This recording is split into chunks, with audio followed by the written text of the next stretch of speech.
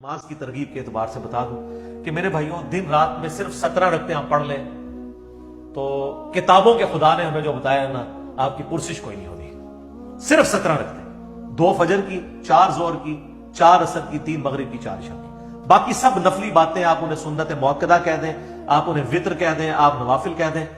جو اوبلیگیٹری نماز ہے نا جس کی پرسش ہونی ہے وہ 17 رکعتیں ہیں، جس پہ سنی شیعہ کا اجماع ہے. اس کے سپورٹ میں حدیث بخاری مسلم دونوں میں حدیث ہے. ایک دیہاتی شخص نبی علیہ السلام کے پاس آیا تو اس نے کہا یا رسول اللہ مجھے کوئی عمل بتائے میں جنت میں چلا جاؤں. آپ نے فرمایا کہ اللہ تعالیٰ کے ساتھ کسی کو شریک نہ ٹھہراؤ، صرف اسی کی عبادت کرو، تم جنت میں داخل ہو جاؤ گے. 5 وقت کی فرض نماز کو قائم رکھو، فرض زکوٰۃ ادا کرو اور فرض روزے رکھو. حج اس وقت تک فرض نہیں ہوا تھا. یہ 4 باتیں آپ نے ارشاد فرمائی. شرک نہیں کرنا، شرک پہلی چیز ہے پہلی جس تو بچنا ہے. اس کے بعد نماز، فرض زکوٰۃ اور فرض روزے. تو اس نے کہا رسول اللہ علیہ وسلم نہ میں اس میں کوئی زیادہ کروں گا نہ اس میں کوئی کمی کروں گا، یعنی میں نے سے زیادہ بھی نہیں پڑھنی کم بھی نہیں پڑھوں گا. اور یہ بات کہتا ہوا وہاں سے نکل گیا. نبی علیہ السلام میں کسی نے جنتی کو دیکھنا ہے اس شخص کو دیکھ لیں.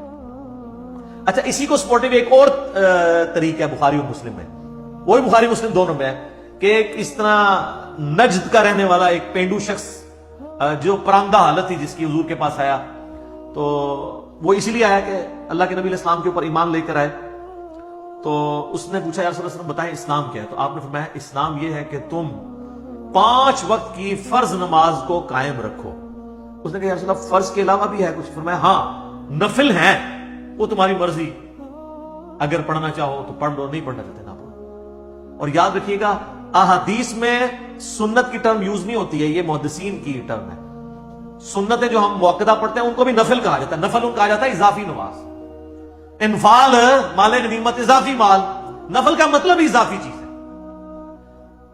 پھر نبی علیہ السلام نے فرمایا کہ فرض زکوٰۃ ادا کرو. اس نے کہا رسول اللہ فرض زکوٰۃ وہ جو 2.5% ہے، اس کے علاوہ فرمایا اس کے علاوہ نفلی صدقات وہ تمہاری مرضی کر لو، نہیں کرنا چاہنا کرو. پھر آپ فرمایا فرض روزے رکھو رمضان کے. کہ رسول اللہ اور روزے؟ فرمایا وہ نفلی روزے ہیں تمہاری مرضی، منڈے کا، تھرسڈے کا، یہاں میں 20 کے روزے جو بھی ہے وہ رکھنا چاہو تمہاری مرضی ہے، لیکن فرض یہی ہے. تو اس نے کہا کہ اس رب کی قسم جس کے قبضے قدرت میں میری جان ہے، نہ میں اس میں کوئی زیادتی کروں گا، بس جتنا دسیا اس تو آگے نہیں، میں نہ اس میں کبھی کروں گا. اور یہ وہ صحابہ کہتے ہیں یہ کہتا وہاں سے نکل گیا تو آپ صلی اللہ علیہ وسلم فرمایا کہ اگر یہ اپنی بات پہ قائم رہا تو یہ نجات پا گیا. یہ بالکل کلیئر کٹ ہے کہ فرض نماز آپ نے قائم رکھنی.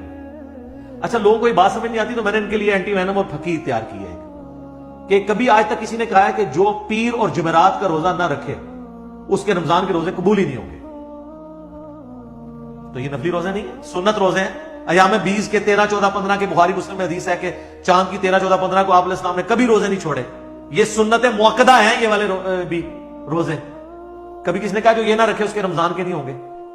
کبھی کس نے کہا جو عام صدقہ خیرات نہیں کرتا اس کی زکات بھی قبول نہیں ہوگی. الٹا یہ تو بڑے بڑے لینڈ لارڈ کو کہہ رہے ہوتے ہیں بس زکات دیں، پھر کم چک کے رکھو جو مرضی، سانو بس مدرسے میں زکات دے دو تھوڑا مال پاک ہو گیا، 2.5% ہی دے دو.